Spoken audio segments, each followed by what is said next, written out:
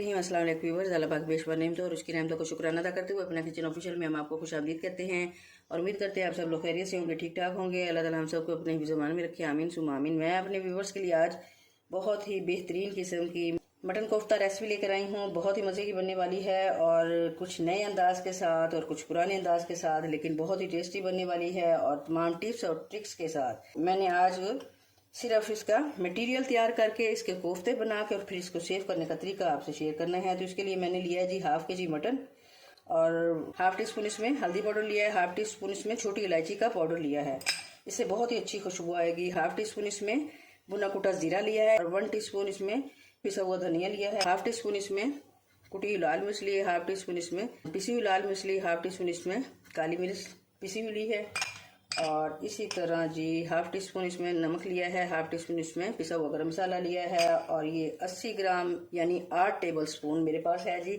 भुने हुए चने बारीक, उसका मैंने ग्राइंड करके पाउडर बना लिया है, बहुत ही मज़े का। और ये बेहतरीन बाइंडिंग इसकी कोफ्तों के लिए होती है और इससे कोफ्ते जो है काफ़ी अच्छे बनते हैं और ऊपर से क्रैक्स नहीं पड़ते।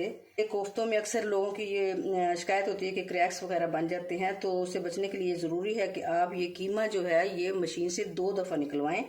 इससे क्या होगा कि एक स्मूथ ही सा टेक्सचर आपको मिल जाएगा और फिर उसके बाद जो बाइंडिंग वगैरह और चीज़ें शामिल करेंगे तो आपके कोफ्ते टूटेंगे नहीं। 1 टेबल स्पून मैंने इसमें जी ली है ये खशकाश, टेबल स्पून इसमें मैं डालूंगी ये दही, इससे हमारे कोफ्ते जो हैं वो बहुत ही नरम और बहुत सॉफ्ट बनेंगे। इसके अलावा मैंने एक बड़ी प्याज ली है और इसको ग्रेट कर लिया है। 1 टेबल स्पून मैंने जिंजर गार्लिक पेस्ट लिया है, थोड़ा सा धनिया लिया है और 6-7 मैंने ये तीखे वाली सब्ज़ मिर्च ली हैं। तो इन सब को डालते हैं जी अपने चॉपर में और एक स्मूथ ही सा टेक्सचर तैयार कर लेते हैं।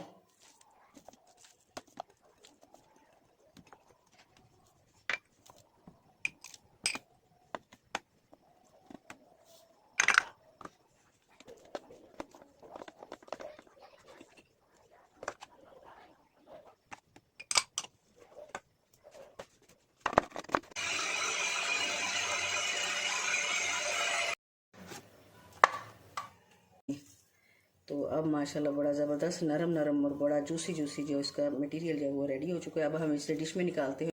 मटेरियल हमारा बड़ा ज़बरदस्त तैयार हो गया है। तो अब हम इसे अपनी मर्ज़ी के मुताबिक दरमियानी बड़ी या जिस तरह की हमारी ख्वाहिश हो उसकी बॉल्स बना लेंगे और थोड़ा सा प्रेस करेंगे।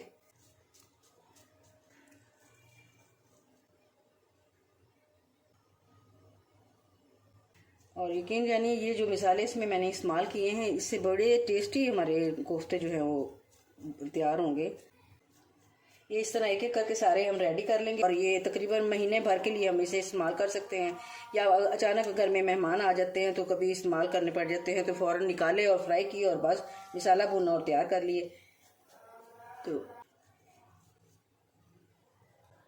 इनको थोड़ा थोड़ा फासले पे रखेंगे ताकि इनकी जो गुलाई की जो शेप है असल वो बरकरार रह सके।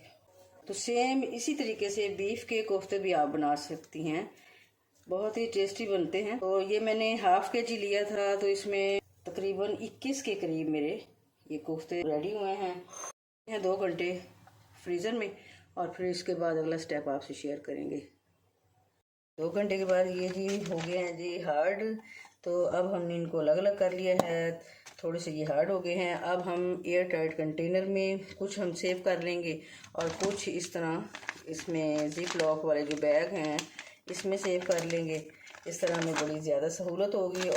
तो उम्मीद करती हूँ आपको मेरी ये रेसिपी पसंद आएगी। तो कमेंट सेक्शन में अपनी कीमती राय का इजहार ज़रूर कीजिएगा और मेरे चैनल को सब्सक्राइब कीजिएगा, लाइक कीजिएगा, शेयर कीजिएगा। Thanks for watching. अल्लाह हाफिज़।